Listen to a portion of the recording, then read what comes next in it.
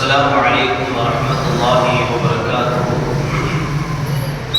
نحمده ونصلي على رسوله الكريم. أما بعد فقد قال الله تعالى في القرآن العظيم وفي الفرقان المجيد بعد أعوذ بالله من الشيطان الرجيم بفضل بسم الله الرحمن الرحيم وإن تعدوا نعمة الله لا تحصوها صدق الله مولانا العظيم. புகழும் புகழ்ச்சியும் இறைவனாகிய அல்லாஹ்விற்கே உரித்தாகட்டுமாக. அவனுடைய சலாமும் சமாதானமும் கண்மணி நாயகம் ரசூலுல்லாஹி ஸல்லல்லாஹு அலைஹி வஸல்லம் அன்னவர்களின் மீதும் அன்னவர்களின் அடிச்சுவற்றினை பின்பற்றி வாழ்ந்து மறைந்த உத்தம சத்திய சஹாபாக்கள், தாபிஈன்கள், தாபிஈன்கள், நாதாக்கள், ஷுஹதாக்கள், சாலிஹீன்கள் இன்னும் நம் அனைவர் மீதும் என்றென்றும் நின்று நிலவட்டுமாக. ஆமீன். கண்ணியத்திற்குரியவர்களே, அல்லாஹ் சுப்ஹானஹு வ தஆலாவுடைய மாபெரும் கிருபையினால் ரமதானுடைய பாதியை கடந்து 16ஆம் தராவிஹுடைய தொழுகையை தொழுதுவிட்டு இங்கு அமரக்கூடிய தௌஃபீக்கினை கொடுத்திருக்கின்றான். அல்ஹம்துலில்லாஹ். இன்று ஓதப்பட்ட இறை வசனங்களில் இருந்து அல்லாஹ் சுப்ஹானஹு வ தஆலா பல படிப்பினைகளை நமக்கு சொல்லித் தருகிறான். சுலைமான் அலைஹிஸ்ஸலாத்து வஸ்ஸலாம் அவர்களுடைய அந்த அருட்கொடைகளை சொல்லி காட்டுகிறான். அவர்கள் கொடுத்த விஷயத்தினை அவர்களிடம் இஃப்ரீத் என்ற ஒரு ஜின் அவரிடத்தில் பேசியது என்பதையெல்லாம் இன்று ஓதப்பட்ட இறை வசனங்களிலிருந்து அல்லாஹ் சொல்லி காட்டுகிறான். மூசா அலைஹிஸ்ஸலாத்து வஸ்ஸலாம் அவர்களுடைய சம்பவங்களை சொல்லி காட்டுகிறான். இப்படி பலவிதமான விஷயங்களை இன்று ஓதப்பட்ட இறை வசனங்களிலிருந்து நாம் படிப்பனையாக பெற்றுக்கொள்ள வேண்டும் என்பதை அல்லாஹ் தெரிவிக்கிறார். அல்லாஹ் இந்த அருட்கொடைகளை பற்றி நான் பல அருட்கொடைகளை கொடுத்திருக்கிறோம் என்பதை சொல்வதை விட அல்லாஹ் ஒரு இடத்தில் சொல்லி காட்டுகிறார். وَإِن تَعُدُّوا نِعْمَةَ اللَّهِ لَا تُحْصُوهَا என்று ஓதப்பட்ட இறை வசனம். நாம் உங்களுக்கு கொடுக்கப்பட்ட அருட்கொடைகளை நீங்க என்ன வேண்டும் என்று நினைத்தால், அதை எண்ணிக்கையில் அடக்க வேண்டும் என்று நீங்க நினைத்தால் அது அடங்காது. நீங்கள் அல்லாஹ்வுடைய அருட்கொடையை நீங்கள் எண்ணிவிட முடியாது என்பதைத்தான் அல்லாஹ் சுப்ஹானஹு வ தஆலா சொல்லி காட்டுகிறான். உண்மையில் அதுதான் நமக்கு கொடுக்கப்பட்ட அருட்கொடைகளை நாம் எந்த விதத்திலும் எண்ணிவிட முடியாது. எந்த விதத்திலும் எண்ணிவிட முடியாது. எல்லாமே நமக்கு அருட்கொடைகள் தான். இந்த உலகத்தில் நாம் பிறந்ததிலிருந்து இறக்கும் வரையில் இருக்கக்கூடிய எல்லா விஷயங்களும், எல்லா சகல வசதிகளும் நமக்கு அல்லாஹ் கொடுத்த மிகப்பெரிய ஒரு அருட்கொடை. நபிமார்கள் அதை உணர்ந்தார்கள். நபிமார்கள் அதை உணர்ந்து அல்லாஹ்விடத்தில் புகழ்ந்தார்கள், அல்லாஹ்வை புகழ்ந்தார்கள். அல்லாஹ்வை புகழ்வதை அல்லாஹ் அதை விரும்புகிறார். இப்ராஹிம் அலைஹிஸ்ஸலாத்து வஸ்ஸலாம் அவர்கள் இளமை காலத்தில் அல்லாஹ் குழந்தை பேற்றை கொடுக்கவில்லை. குழந்தை அல்லாஹ் கொடுக்கவில்லை, முதுமையில் தான் கொடுத்தார். முதுமையில் கொடுத்த அல்லாஹ்விற்கு அவர்கள் நன்றி தெரிவிக்கிறார்கள். அதை அல்லாஹ் குர்ஆனில் பதிவு செய்கிறார். இப்ராஹிம் அலைஹிஸ்ஸலாத்து வஸ்ஸலாம் அவர்கள் சொல்லி காட்டினார்கள், அல்ஹம்துலில்லாஹில்லதி வஹப லி அலல் கிப்ரி இஸ்மாஈல் வ இஸ்ஹாக். முதுமை காலத்தில் முதுமை அடைந்த என்னை எனக்கு அல்லாஹ் சுப்ஹானஹு வ தஆலா குழந்தையை கொடுத்தான். இஸ்மாஈல் அலைஹிஸ்ஸலாத்து வஸ்ஸலாம் அவர்களையும் இஸ்ஹாக் அலைஹிஸ்ஸலாத்து வஸ்ஸலாம் அவர்களையும் எனக்கு கொடுத்த அல்லாஹ் அவனுக்கே புகழ் அனைத்தும் என்பதாக அல்லாஹ்விற்கு நன்றியை தெரிவித்தார்கள். தாவூத் அலைஹிஸ்ஸலாத்து வஸ்ஸலாம் அவர்களுக்கும் சுலைமான் அலைஹிஸ்ஸலாத்து வஸ்ஸலாம் அவர்களுக்கும் ஆட்சி அதிகாரத்தை கொடுத்தான். அந்த அதிகாரத்தை முழுக்க அல்லாஹ் அவர்களுக்கு கொடுத்தான். அவர்கள் அல்லாஹ்விற்கு நன்றி செலுத்தினார்கள். எந்த அளவுக்கு சொன்னார்கள் என்று சொன்னால், وقال الحمد لله الذي فضلنا على كثير من عباده المؤمنين. अनेक மனிதர்களுக்கு கொடுக்காத சிறப்பான ஒரு விஷயத்தை, அந்த இடத்தை அல்லாஹ் நமக்கு கொடுத்திருக்கிறான். அப்படி கொடுத்த அல்லாஹ்விற்கே புகழ் அனைத்தும் என்பதாக அல்லாஹ்விடத்தில் நன்றி தெரிவித்தார்கள். நூஹ் அலைஹிஸ்ஸலாத்து வஸ்ஸலாம் அவர்கள் தன்னுடைய மக்களிடத்தில் தஅவத்துடைய பணியை மேற்கொள்கிறார்கள். பல வருடம், 100 வருடம் 200 வருடம் கிடையாது, 950 வருட காலம் நூஹ் அலைஹிஸ்ஸலாத்து வஸ்ஸலாம் அவர்கள் தன்னுடைய மக்களுக்கு தஅவத் செய்தார்கள். ஆனால் சில மனிதர்கள் மட்டும்தான் இஸ்லாத்திற்குள் வந்தார்கள். அல்லாஹ்வை ஏற்றுக்கொண்ட மனிதர்கள் மிகவும் குறைவானவர்கள். அல்லாஹ் சுப்ஹானஹு வ தஆலா ஒரு வேதனை கொடுக்க நாடினான்.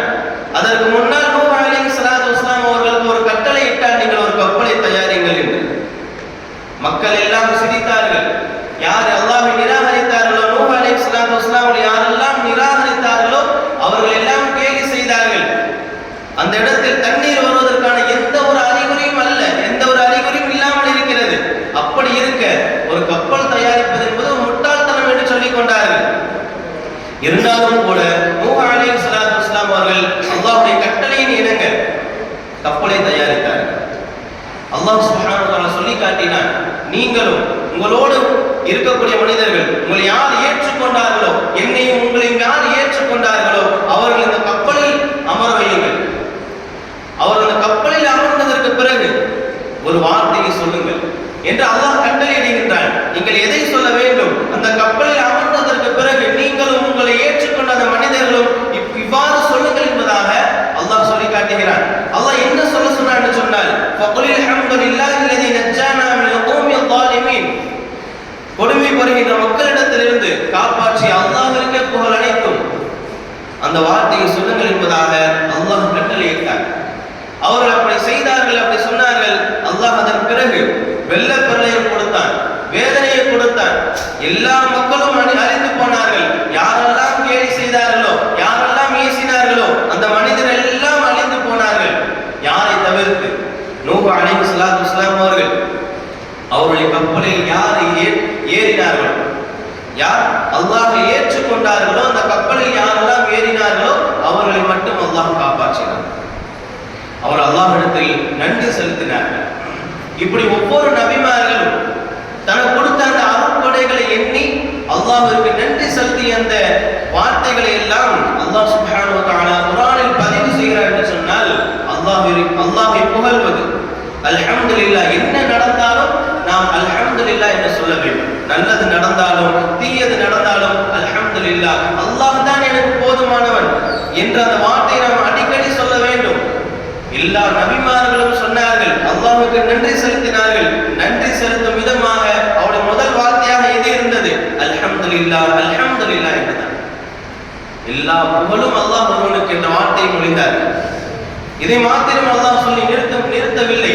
அல்லாஹ் சுப்ஹானஹு வ தஆலா நாளை மறுமையில் சொர்க்கவாசிகள் சொர்க்கத்திற்கு சென்றதற்கு பிறகு அவர்கள் சொர்க்கத்தில் வைத்து என்ன சொல்வார்கள், அல்லாஹ்வை பார்த்து என்ன சொல்வார்கள் என்ற அந்த வார்த்தைகளை எல்லாம் அல்லாஹ் தெரிவிக்கிறார். அவர் சொர்க்கத்திற்கு போனதற்கு பிறகு இந்த உலகத்தின் நன்மைகளை செய்து சொர்க்கத்தை அடைந்து கொண்ட அந்த சொர்க்கவாதிகள் நாளை மறுமையில் சொர்க்கத்திற்கு சென்ற பிறகு சொல்வார்கள், அல்ஹம்துலில்லாஹி அல்லதி ஸதகனா வஅதா, அல்லாஹ் உண்மையை நிறைவேற்றி விட்டார், தன்னுடைய வாக்குறுதியை நிறைவேற்றக்கூடிய அல்லாஹ்விற்கே புகழ் அனைத்தும் என்று சொல்லிவிட்டு அவர் சொல்வார்கள், வஅவ்ரத்னல் அர்த நதபவ்வஉ மினல் ஜன்னதி ஹைது நஷா வநிஅமா அஜ்ருல் ஆமிலீன், சொர்க்கத்தில் எல்லா இடத்திற்கும் செல்வதற்கு, சொர்க்கத்தில் உள்ள எல்லா இன்பங்களை எல்லாம் அனுபவிப்பதற்கு பூமியை உரிமையாக்கி கொண்ட, பூமியை உரிமையாக ஆக்கக்கூடிய அல்லாஹ்விற்கு எல்லா புகழ் அனைத்தும் என்று சொர்க்கவாசிகள் சொல்வார்கள். நன்மை செய்பவர்கள் கூலி இதுதான் என்பதை சொர்க்கத்தை ஆதாரமாக காட்டுவார்கள் சொர்க்கவாசிகள் என்பதாக அல்லாஹ் சொல்லி தெரிவிக்கிறார். இன்னொரு இடத்தில் சொர்க்கவாசிகள் இந்த அளவுக்கு சொல்வார்கள், அல்ஹம்துலில்லாஹி அல்லதி அதஹப அன்னல் ஹஸன், கவலை விட்டும் சொர்க்கத்தை கொடுத்த அல்லாஹ்விற்கே எல்லா புகழும் என்பதாக சொர்க்கவாசிகள் சொர்க்கத்திற்கு சென்றதற்கு பிறகு சொல்வார்கள் என்பதை அல்லாஹ் சுப்ஹானஹு வ தஆலா சொல்லி காட்டுகிறார். இப்படி அல்லாஹ் கொடுத்த அந்த அருட்கொடைகளை எண்ணி நபிமார்களும் சரி, நாளைக்கு மிகப்பெரிய ஒரு அருட்கொடை என்று சொன்னால் சொர்க்கம், மறுமையில் நாம் கொடுக்கப்படுகின்ற ஒரு மிகப்பெரிய ஒரு சொர்க்கம், ஒரு மிகப்பெரிய ஒரு அருட்கொடை என்று சொன்னால் அது சொர்க்கம் மாத்திரம்தான். அந்த சொர்க்கத்திற்கு சென்றதற்கு பிறகும் கூட அந்த சொர்க்கவாசிகள் அல்லாஹ்வை புகழ்வார்கள். அல்லாஹ்வை புகழ் அனைத்தும் என்று சொல்வார்கள். என்ற வார்த்தைகளை எல்லாம் அல்லாஹ் தெரிவிக்கிறான் என்று சொன்னால், தன்னுடைய வேதத்தில் சொல்லி காட்டுகிறான் என்று சொன்னால், நாம் நன்றி செலுத்துவது, நாம் கொடுக்கக்கூடிய அந்த பொருட்கள் அருட்கொடைகளுக்கெல்லாம் நன்றி செலுத்துவது மிகப்பெரிய ஒரு முக்கியமான விஷயம். நாம் இதற்கு முன்னால் தராவிட பயான்களில் எல்லாம் நீங்க நன்றி செலுத்த வேண்டும், அல்லாஹ் கொடுத்த உறுப்புகளுக்கு நீங்க நன்றி செலுத்த வேண்டும், அல்லாஹ் நட்பு என்ற ஒரு அருட்கொடையை கொடுத்திருக்கிறான், கல்வி என்ற ஒரு அருட்கொடையை கொடுத்திருக்கிறான் என்பதாக பல தரப்பட்ட அந்த அருட்கொடையை எல்லாம் தெரிவித்து நன்றி செலுத்த வேண்டும் என்பதாக நாம் சொன்னோம். ஆனால் நமக்கு எல்லோருக்கும் தெரியாத விஷயம் என்ன தெரியுமா? அல்லாஹ்விற்கு எப்படி நன்றி தெரிவிப்பது, அல்லாஹ்விற்கு எப்படி நன்றி செலுத்துவது என்ற அந்த விஷயம் பல நபர்களுக்கு தெரியாது. எப்படி நன்றி செலுத்துவது என்பதை நாம் முதலில் தெரிந்து கொள்ள வேண்டும். அறிஞர்கள் 3 தரப்பாக சொல்லி காட்டுகிறார்கள். 3 வகையில் நீங்கள் அல்லாஹ்விற்கு நன்றி தெரிவிக்க வேண்டும். முதலாவது வகை என்னவென்று சொன்னால், அல்லாஹ் தான் இந்த அருட்கொடைகளை எல்லாம் எனக்கு கொடுத்தான், எல்லா அருட்கொடைகளும் எனக்கு அல்லாஹ் தான் கொடுத்தான் என்பதை நாம் மனதால் எண்ண வேண்டும். முதலாவது மனதில் நாம் எண்ண வேண்டும், எனக்கு கொடுக்கக்கூடிய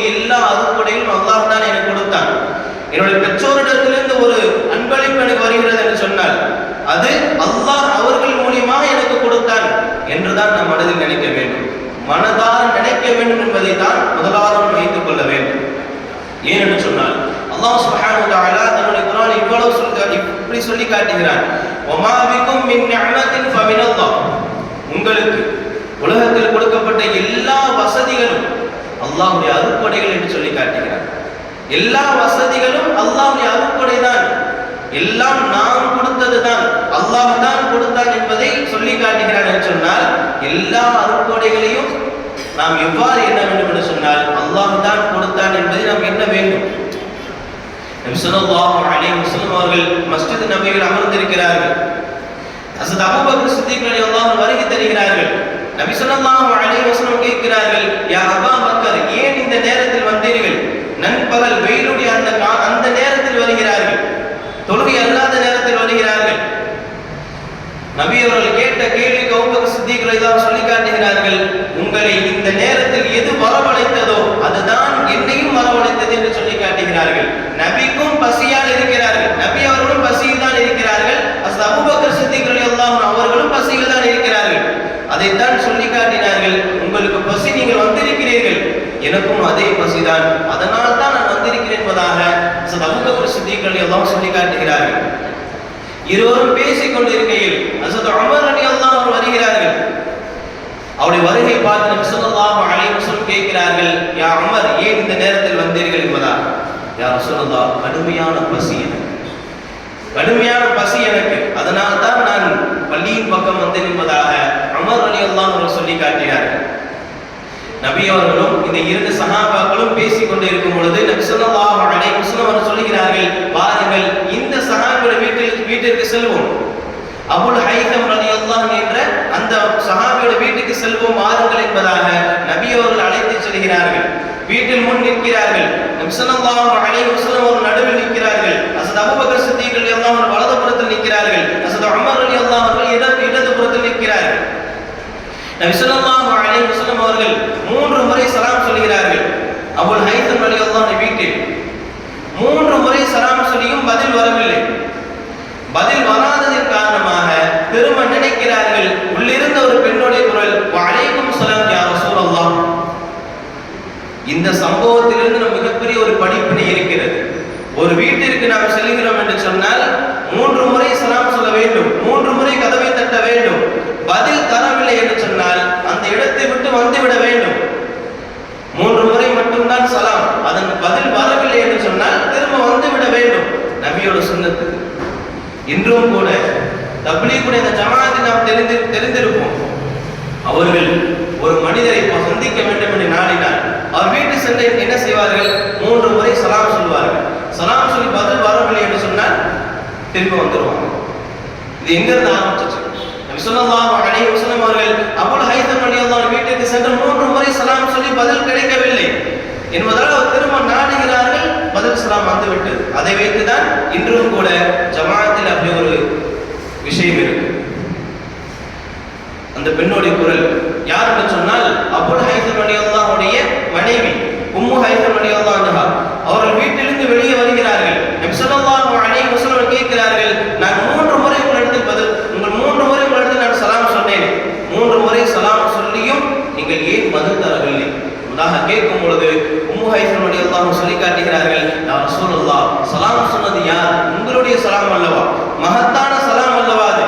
அஸ்ஸலாமு அலைக்கும், சாந்தியும் சமாதானமும் உங்கள் மீது உண்டாகட்டும். யாருடைய சமாதானம்? அல்லாஹ்வுடைய சமாதானம். யார் அதை சொல்கிறார்? ரசூலுல்லாஹ் சொல்றாங்க. எவ்வளவு பெரிய முக்கியமான ஒரு சிறப்பான ஒரு வார்த்தையை யாருக்கு சொல்லப்பட்டது? உம்மு ஹைதம் ரலியல்லாஹு அன்ஹா சொல்லப்பட்டது.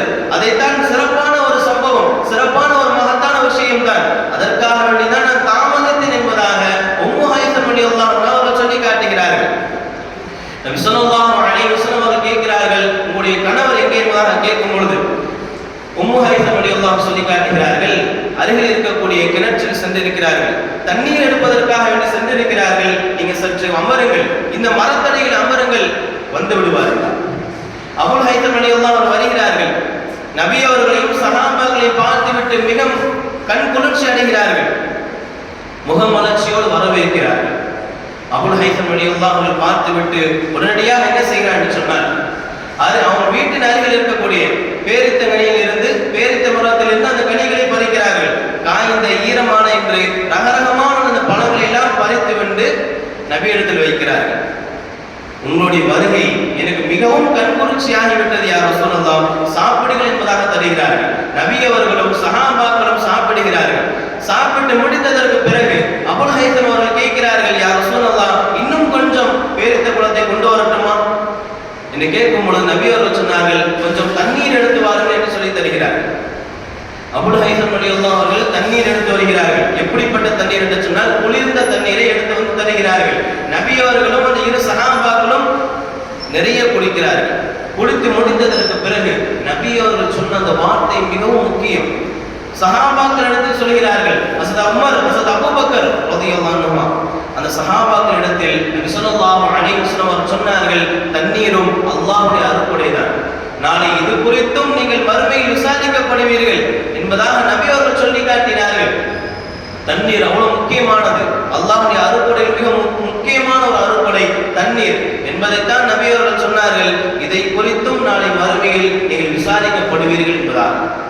அபூ ஹைஸம் சொல்லுகிறார்கள், நீங்கள் சற்று ஓய்வெடுங்கள், எங்கள் வீட்டில் நீங்க சாப்பிட்டு தான் நீங்க செல்ல வேண்டும் என்பதாக வற்புறுத்துகிறார்கள்.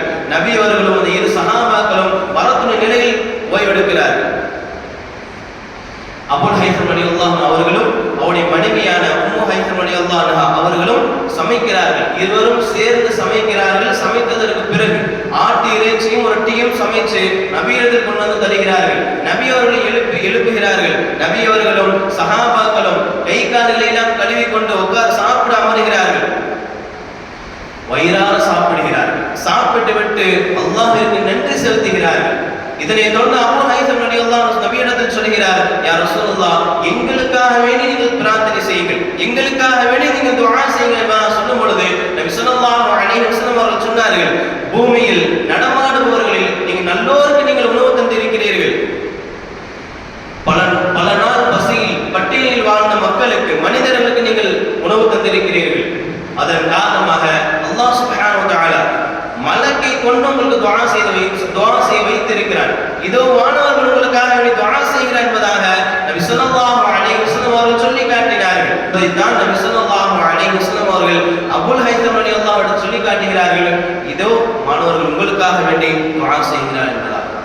இந்த சம்பவத்திற்கு இடையில் நபி அவர்கள் சொன்ன அந்த வார்த்தை, தண்ணீரும் அல்லாஹ்வுடைய அருட்கொடைதான், இதை குறித்தும் நாளை மறுமையில் நீங்கள் விசாரிக்கப்படுவீர்கள் என்பதாக நபி ஸல்லல்லாஹு அலைஹி வஸல்லம் சொல்லி காட்டினார்கள். தண்ணீர் அல்லாஹ்வுடைய அருட்கொடை என்பதை மனதால் எண்ண வேண்டும் என்பதைத்தான் நபி அவர்கள் சஹாபாக்களுக்கு தூண்டிவிட்டார்கள்.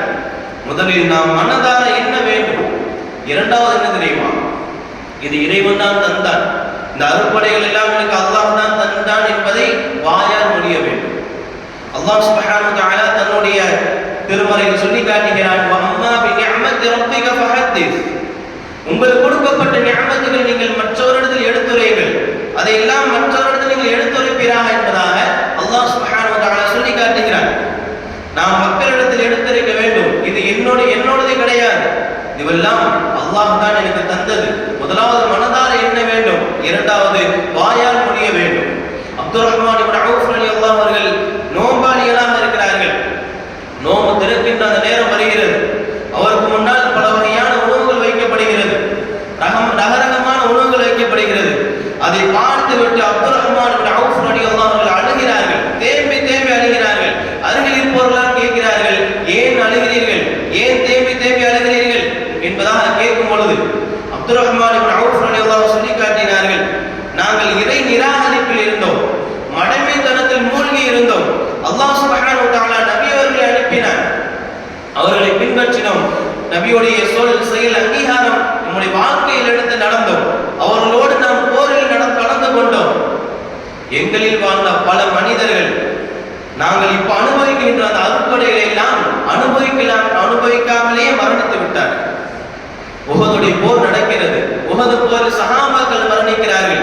அந்த சஹாபாக்களில் ஷஹீதாக்கப்பட்ட சஹாபாக்கள் என்னுடைய சகோதரரான உஸாமா இப்னு உமைர் ரலியல்லாஹு அவர்களும் கூட அவர் மரண தருவாயில் அவர் ஷஹீதாக்கப்படுகிறார். உஹது போர்க்களத்தில் ஷஹீதுக்கு பிறகு அவரிடத்தில் இருந்த சொத்து எது தெரியுமா? அப்துர் ரஹ்மான் இப்னு அவுஃப் ரலியல்லாஹு சொல்லி காட்டுகிறார்கள், இரண்டு பொருட்கள் தான் அவருடைய சொந்தமாக இருந்தது. ஒன்று அவருடைய மேலாடை, மற்றொன்று அவர் போரில் கலந்து கொள்வதற்காக, போரில் வைத்திருப்பதற்காக வேண்டி வாள். இந்த இரண்டு மட்டும்தான் அவருக்கு சொந்தமாக இருந்தது. அவர் கஃனிட வேண்டும், துணி இல்லை. அதனால் அவருடைய மேலாடையை கஃனாக ஆக்க வேண்டும் நினைக்கிறார்கள். என்ன நடக்கிறது? முஸ்அப் இப்னு உமைர் ரலியல்லாஹு அன்ஹு அவர்கள் கஃனிடப்படுகிறார்கள். அவருடைய மேலாடையை, தலையை மறைத்தால் கால் தெரிகிறது, காலை மறைத்தால் தலை தெரிகிறது. நபி ஸல்லல்லாஹு அலைஹி வஸல்லம் அவர்கள் சொன்னார்கள், புல்லை வைத்து நீங்கள் காலை மறைத்து வைங்கள் என்பதாக சொல்லும் பொழுது அதே போன்று மறைக்கப்பட்டு முஸ்அப் இப்னு உமைர் ரலியல்லாஹு அவர்கள் நல்லடக்கம் செய்யப்படுகிறது. அவரோடு வாழ்ந்த நானும் பலரும் இங்கே வாழ்ந்து கொண்டுதான் இருக்கிறோம். அவரோடு வாழ்ந்த நானும் பலரும் இங்கே வாழ்ந்து கொண்டுதான் இருக்கிறோம். அல்லாஹ்வுடைய அருட்கொடைகளை அனுபவித்துக் கொண்டுதான் இருக்கிறோம். அந்த வகையில் எனக்கு அல்லாஹ்வை குறித்து, மறுமை நாளை குறித்து ஒரே ஒரு பயம் மட்டும்தான் இருக்கிறது. அல்லாஹ் நாளை மறுமையில் சில மனிதர்களை பார்த்து சொல்வான் என்பதாக அப்துர் ரஹ்மான் இப்னு அவுஃப் ரலியல்லாஹு சொல்லிவிட்டு குர்ஆனுடைய வசனத்தை அவர் ஓதி காமிக்கிறார்கள். அதஹபதும் தய்யிபாத்திக்கும் ஃபீ ஹயாத்திக்கும் அத்-துன்யா. அப்துர் ரஹ்மான் இப்னு அவுஃப் ரலியல்லாஹு சொல்லி காட்டுகிறார்கள், இந்த ஆயத்துடைய விளக்கம் என்ன தெரியுமா? நீங்கள் உங்களுடைய உலக வாழ்க்கையில் உங்களுடைய நல்ல காரியங்களுடைய பலன்களை, உலக வாழ்க்கையில் உங்கள் நல்ல காரியங்களுடைய பலன்களை நீங்கள் உலகத்திலே அனுபவித்து விட்டீர்கள் என்பதாக அல்லாஹ் நாளை மறுமையில் சில மனிதர்களை பார்த்து சொல்வான். இதை எனக்கும் சொல்லிவிடுவானோ, நாளை மறுமையில் என்னை பார்த்தும் அல்லாஹ் சொல்லிவிடுவானோ என்ற அந்த ஒரு பயம்தான் என்னோட அழுகைக்கு காரணம் என்பதாக அப்துர் ரஹ்மான் இப்னு அவுஃப் ரலியல்லாஹு சொல்லி காட்டினார்கள். எனக்கு கொடுக்கப்பட்ட அருட்கொடைகள் நான் செய்கிற நல்லறங்களுக்கு பலனாக இருந்து விட்டால் நாளை மறுமையில் இந்த உலகத்தில் நான் செய்த அந்த நான் செய்த அந்த நல்ல நல்ல விஷயங்களுக்கெல்லாம் நாளை மறுமையில் பலன் தராமல் போய்விட்டால், அதற்கான பலன்களை இந்த உலகத்திலே அல்லாஹ் கொடுத்து விட்டால் நாளை மறுமையில் நமக்கு என்ன செய்வோம்? நன்மைகளுக்கு என்ன செய்வோம்? இந்த உலகத்தில் செய்த அந்த அமல்களுக்கு அல்லாஹ் இந்த உலகத்திலே கொடுத்து விட்டால் காஃபிருக்கு மட்டும்தான் அப்படிப்பட்ட ஒரு விஷயத்தை கொடுப்பார், முஸ்லிம்களுக்கு அல்ல.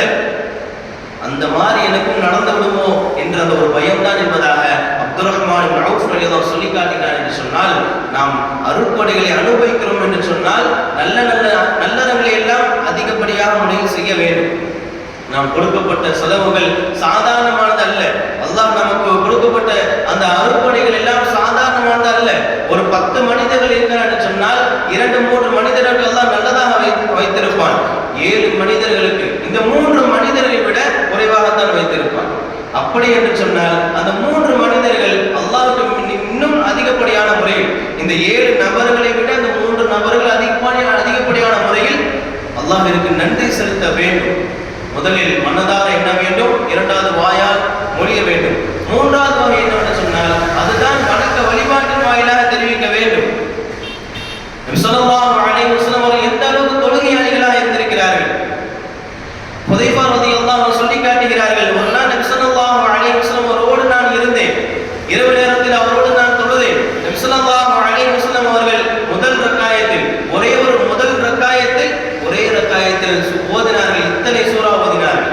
சூரா அல் பக்ரா, சூரா ஆல இம்ரான், சூரா நிசா, இந்த 3 சூறாக்களை அல்லாஹ் ஒரே ஸல்லல்லாஹு அலைஹி வஸல்லம் அவர்கள் ஒரே நாளில் ஓதி ஒரே ரக்காயத்தில் ஓதினார்கள். நாம் தராவியுடைய தொழுகையை தொழுதோம். 5-6 நாட்களாக தொழுத அந்த சூறாக்களை, 5-6 நாட்களாக தொழுகையில் ஓதப்பட்ட அந்த சூறாக்களை நபி ஸல்லல்லாஹு அலைஹி வஸல்லம் அவர்கள் ஒரே ரக்காயத்தில் தொழுதார்கள். இதைத்தான் ஹுதைஃபா ரலியல்லாஹு அன்ஹு தெரிவிக்கிறார்கள். அவரோடு நான் தொழுதேன். முதல் ரக்காயத்தில் இத்தனை சூறாக்களை எல்லாம் ஓதி காட்டினார்கள். அவர்கள் ஒவ்வொரு வசனத்தை கடக்கும் பொழுதும் தஸ்பீஹுடைய ஆயத்து வந்தால் தஸ்பீஹ் செய்வார்கள், துஆவுடைய ஆயத்து வந்தால் துஆ கேட்பார்கள், பாதுகாப்புடைய ஆயத்துகள் வந்தால் பாதுகாப்பு தேடுவார்கள். நபி ஸல்லல்லாஹு அலைஹி வஸல்லம் அவர்கள் என்பதாக ஹுதைஃபா ரலியல்லாஹு அன்ஹு சொல்லி காட்டுகிறார் என்று சொன்னால் நாம் யோசிக்க வேண்டும். இவ்வளவு நாள் முதல் தராவி தொழுத பிறகு பல நபர்களும் கருத்துக்களை வெளியிட்டார்கள். எந்த அளவுக்கு சொன்னாங்க? ரொம்ப நேரம் தொழுகிறாங்க, ரொம்ப நாள் கழிச்சு தொழுகிற மாதிரி இருக்கு, இன்னும் கொஞ்சம் சுருக்கி தொழுதா நல்லா இருக்கும், இன்னும் கொஞ்சம் ஹாம்ஸாவோட ஸ்பீடா போனா நல்லா இருக்கும் என்பதாக பலரும் பல கருத்துக்களை சொன்னாங்க. ஆனா நம்ம யாருடைய உம்மத்தாக இருக்கோம்? நபியோட உம்மத். நபி ஸல்லல்லாஹு அலைஹி வஸல்லம் எந்த அளவுக்கு தொழுது இருக்கிறார்கள்? இப்னு மஸ்ஊத் ரலியல்லாஹு சொல்லி காட்டுகிறார்கள், ஒரு தடவை நான் நபியோடு தொழுதேன், இரவில் நபியோடு நான் தொழுதேன், மிக நீண்ட நேரம் தொழுது கொண்டே இருந்தார்கள். நான் எண்ணினேன், இவர்கள் சீக்கிரம் முடித்து விட மாட்டார்களா? நபி ஸல்லல்லாஹு அலைஹி வஸல்லம் அவர்கள் தொழுகையை சீக்கிரம் முடித்து விட மாட்டார்கள் அதிகப்படியான முறையில் தொழுது கொண்டே இருந்தார்கள். தன்னுடைய பாதங்கள் தன்னுடைய கால்கள் வீங்கும் அளவிற்கு தொழுது கொண்டே இருந்தார்கள். காரணம் கேட்ட ஆயிஷா ரலியல்லாஹு அன்ஹா அவரிடத்தில் நபி ஸல்லல்லாஹு அலைஹி வஸல்லம் சொன்ன வார்த்தை, அஃபலா அகூன அபுதன் ஷகூரா, நான் அல்லாஹ்விடத்தில் நன்றியுள்ள அடியானாக ஆகிவிட வேண்டாம், நன்றியுள்ள அடியானாக ஆகிவிட வேண்டாமா என்பதைத்தான் ஆயிஷா ரலியல்லாஹு அன்ஹா அவர்களிடத்தில் நபி ஸல்லல்லாஹு அலைஹி வஸல்லம் அவர்கள் தொழுதலின் காரணத்தை சொல்கிறார்கள். தன்னுடைய பாதங்கள் வீங்கும் அளவிற்கு, தன்னுடைய கால்கள் வீங்கும் அளவிற்கு தொழுதார்கள். அவருடைய உம்மத்தாகிய நாம் எப்படி இருக்க வேண்டும்? எவ்வளவு தொழுதாலும் ஏற்றுக்கொள்ள வேண்டும். அதை விட்டு விட்டு இவ்வளவு சுருக்கங்கள், இவ்வளவு இப்படி ஸ்பீடா போதுங்க, அது இப்படி பண்ணுங்க இப்படி பண்ணுங்கிற மாதிரி சொல்லவே கூடாது. அல்லாஹ் பாதுகாக்க வேண்டும். நாம் இபாதத்துக்களை எவ்வளவு நேரம் இழுத்து இழுத்து செய்கிறோமோ, அதிகப்படியான முறை நேரங்களை வைத்து அதிகப்படியான டைம் நாம் கொடுத்து செய்கிறோமோ, அந்த அளவுக்கு நமக்கு அல்லாஹ் சுப்ஹானஹு வ தஆலா நிறைய அந்தஸ்தை நமக்கு கொடுப்பான். ஹஸரத் உமர் ரலியல்லாஹு அன்ஹு ஆட்சி காலத்தில் உமர் ரலியல்லாஹு அன்ஹு பள்ளியில் நுழைகிறார்கள். ஒரு மனிதர் துஆ செய்து கொண்டிருக்கிறார்கள். என்ன துஆ செய்கிறார்கள்? அல்லாஹும்ம ஜஅல்னி மின் இபாதிக்கல் கலீல், யா அல்லாஹ், உன்னுடைய அடியார்களில் குறைவானவர்களில் என்னை சேர்த்து விடு, குறைவான அடியார்களில் என்னை சேர்த்து விடு என்பதாக சொல்கிறார்கள். வித்தியாசமா இருக்கு. உமர் ரலியல்லாஹு அன்ஹு விளக்கம் கேட்கிறார்கள், ஏன் இப்படி துஆ செய்தீர்கள் என்பதாக. அந்த அடியார் சொல்கிறார், அல்லாஹ் சுப்ஹானஹு வ தஆலா தன்னுடைய குர்ஆனில் இவ்வளவு சொல்கிறார்கள், பார்க்கவில்லையா? வ கலீலும் மின் இபாதிய ஷகூர், என்னுடைய அடியார்களில் எனக்கு நன்றி செலுத்துபவர்கள் மிகவும் குறைவானவர்கள் என்று பல இடங்களில் சொல்லி காட்டுகிறார். கலீலம் மா தஷ்குரூன், எனக்கு நன்றி செலுத்துபவர்கள் மிகவும் குறைவானவர்கள் என்பதாக அல்லாஹ் சொல்லி காட்டுகிறானா இல்லையா? அந்த குறைவான மனிதர்களில் என்னையும் ஆக்கு. அந்த நன்றி செலுத்துபவர்கள் குறைவானவர்கள், அதில் என்னை ஆக்கு என்பதை தான் நான் அல்லாஹ்விடத்தில் துஆ செய்தேன் என்பதாக உமர் ரலியல்லாஹு இடத்தில் இந்த மனிதர் சொல்லும் பொழுது உமர் ரலியல்லாஹு சொல்லி காட்டினார்கள், குல்லுன் நாஸி அஃபஹுல் மின்க உமர், உமரை விட இந்த மக்கள் எல்லாம் அறிவாளிகளாக இருக்கிறார்கள் என்பதாக உமர் ரலியல்லாஹு சொல்லி காட்டினார்கள். முஆத் இப்னு ஜபல் ரலியல்லாஹு அவர்களை நபி ஸல்லல்லாஹு அலைஹி வஸல்லம் அவர்கள் யமன் தேசத்துக்கு அனுப்பி வைக்கிறார்கள். அப்படி அனுப்பி வைக்கும் பொழுது ஒரு துஆவை கற்றுக் கொடுக்கிறார்கள். நீ ஒவ்வொரு தொழுகைக்கு பிறகு துஆவை ஓது. என்ன துஆ? அல்லாஹும்ம அஇன்னி அலா திக்ரிக வ ஷுக்ரிக வ ஹுஸ்னி இபாதத்திக். இமாம்கள்லாம் ஓதி இருப்பாங்க துஆவை, நம்ம ஆமீன் சொல்லி. அதுக்கு என்ன அர்த்தம்? நபி அவர்கள் கற்றுக் கொடுக்கிறார்கள் முஆத் இப்னு ஜபல் ரலியல்லாஹு அவர்களுக்கு, அல்லாஹும்ம அஇன்னி அலா திக்ரிக வ ஷுக்ரிக வ ஹுஸ்னி இபாதத்திக். யா அல்லாஹ், உன்னை நினைவு கூர்வதற்கும், யா அல்லாஹ், உன்னுடைய அருட்கொடைகளுக்கு நன்றி செலுத்துவதற்கும், உன்னை அழகிய முறையில் இபாதத் செய்வதற்கும் வணங்குவதற்கும் எனக்கு உதவி புரிவாயாக என்ற அந்த துஆவை நபி ஸல்லல்லாஹு அலைஹி வஸல்லம் அவர்கள் முஆத் இப்னு ஜபல் ரலியல்லாஹு அவர்களுக்கு கற்றுக் கொடுத்து சொல்கிற வசியத் செய்து அனுப்பி வைக்கிறார்கள். நாம் நன்றியுள்ள அடியானாக ஆக வேண்டும். நன்றி செலுத்துவதற்கு அதற்காக வேண்டிய உதவியை நாம் அல்லாஹ்விடத்தில் கேட்க வேண்டும். சுலைமான் அலைஹிஸ்ஸலாத்து வஸலாம் அவர்களும் கூட அல்லாஹ்விடத்தில் இந்த அளவுக்கு பிரார்த்தனை செய்திருக்கிறார்கள், ரப்பி அவ்ஸிஅனி அன் அஷ்குர நிஅமதக அல்லதி அன்அம்த அலைய வ அலா. நான் நன்றி செலுத்துவதற்கு அல்லாஹ் எனக்கு அதிகப்படியான அருட்கொடைகளை கொடுத்திருக்கிறார். அந்த அருட்கொடைகளுக்கு நான் நன்றி செலுத்த வேண்டும். அதற்கு நீ உதவி செய்வதாக சுலைமான் அலைஹிஸ்ஸலாத்து வஸலாம் அவர்களும் கூட துஆ செய்திருக்கிறார்கள். இன்றும் அந்த இறை வசனம் ஓதப்பட்டது. நாம் தெரிந்து கொள்ள வேண்டிய விஷயம் என்ன தெரியுமா? நாம் கொடுக்கக்கூடிய ஒவ்வொரு அருட்கொடைகளும், அல்லாஹ் நமக்கு கொடுத்த ஒவ்வொரு அருட்கொடைகளும் நாம் அல்லாஹ் தான் கொடுத்தான் என்பதை நாம் மனதார எண்ண வேண்டும், வாயால் மொழிய வேண்டும். அதற்காக வேண்டிய இபாதத்துகள் அதிகமான முறையில் செய்ய வேண்டும். அதற்கு முக்கியமான ஒரு துஆவை நாம் அதிகமாக ஓத வேண்டும். என்ன துஆ? ஸல்லல்லாஹு அலைஹி வஸல்லம் கற்றுக் கொடுத்த துஆ, அல்லாஹும்ம அஇன்னி அலா திக்ரிக வ ஷுக்ரிக வ ஹுஸ்னி இபாதத்திக். இந்த துஆவை நாம் ஒவ்வொரு தொழுகைக்கு பிறகும் ஓத வேண்டும். வல்ல ரஹ்மான் தௌஃபீக் செய்வானாக. அல்லாஹ் சுப்ஹானஹு வ தஆலாவிடத்தில் நன்றியுள்ள அடியானாக ஆவதற்கு அல்லாஹ் நம்மை ஆக்கி தந்தல் புரிவானாக. வாஹிரு தஅவானா அல்ஹம்துலில்லாஹி ரப்பில் ஆலமீன். அஸ்ஸலாமு அலைக்கும் வ ரஹ்மத்துல்லாஹி வ பரகாத்துஹு. சுப்ஹானல்லாஹி வ பிஹம்திஹி, சுப்ஹானக்கல்லாஹும்ம பிஹம்திக, அஷ்ஹது அன் லா இலாஹா இல்லா அன்த, அஸ்தக்ஃபிருக வ அத்தூபு இலைஹி.